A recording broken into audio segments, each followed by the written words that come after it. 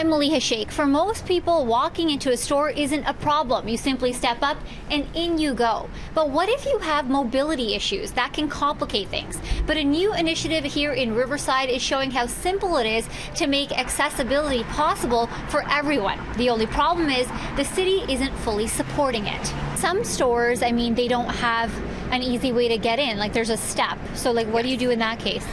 I either ask for help. Sometimes there's a very kind person sitting nearby that will assist me into a space, or you just don't go in, you just walk on by. This new mom has enough on her plate as it is, which is why she's grateful for 8 new ramps outside of Riverside stores. They're fantastic. They're super helpful.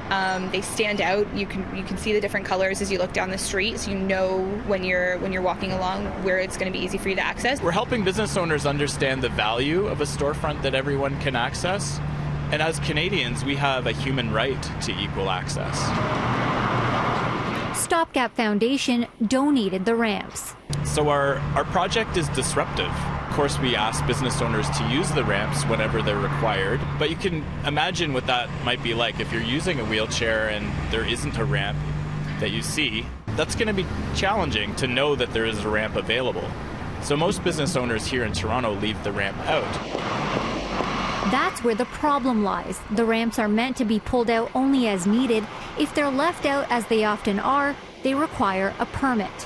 The city will want to know that it's secured, that people are not going to trip over it, and that basically it still allows for a very clear and comfortable amount of space for pedestrians and people who are using mobility devices to travel through freely. The city's saying how they can be seen as an obstruction if they're left out 24/7 for pedestrians. Do you think that's true? What do you think of them? I think they're fine because you have people with strollers, you have people with wheelchairs, so I'm good with them. I can withstand a little bit of inconvenience as a pedestrian. I've never noticed it as an obstruction.